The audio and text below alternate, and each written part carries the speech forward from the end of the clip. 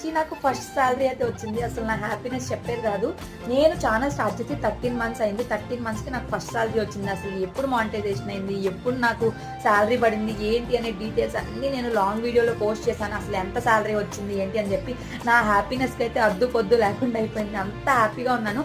కరెక్ట్గా నాకు శ్రావణ శుక్రవారం రోజే శాలరీ క్రెడిట్ అయింది. చాలా ట్విస్ట్లు. అసలు ఆ రోజైతే నాకు టెన్షన్ అయిపోయింది అనమాట. శాలరీ క్రెడిట్ అయిన తర్వాత రాలేదని చాలా టెన్షన్ పడ్డాను. తర్వాత ఛానల్ స్టార్ట్ చేసినా కూడా చాలా డిప్రెస్ అయ్యాను. అసలు నాకు శాలరీ వచ్చిద్దని కూడా నేను అనుకోలేదు. కానీ నాకు ఫస్ట్ శాలరీ వచ్చింది. నేనైతే నిజంగా చాలా గ్రేట్ఫుల్గా ఉన్నాను. ఇది అంతా నా ఒక్కదాని గ్రేట్నెస్సే కాదు, నా ఫ్యామిలీ మెంబర్స్ అందరూ సపోర్ట్ చేశారు కాబట్టి నేనైతే ఈ స్థాయికి వచ్చాను. అలాగే మీరు కూడా అందరూ నా వీడియోస్ చూసి లైక్ చేసి సబ్స్క్రైబ్ చేసుకొని కామెంట్ చేశారు కాబట్టే నేను ఇక్కడ దాకా వచ్చాను. నేనెవరో తెలియకపోయినా. సో ఫుల్ వీడియో లింక్ కింద ఇస్తాను, ఖచ్చితంగా వెళ్ళి చెక్ చేయండి. నా బాధలు అన్నీ చెప్పుకున్నాను. నచ్చితే ప్లీజ్ లైక్ చేయండి. Bye bye.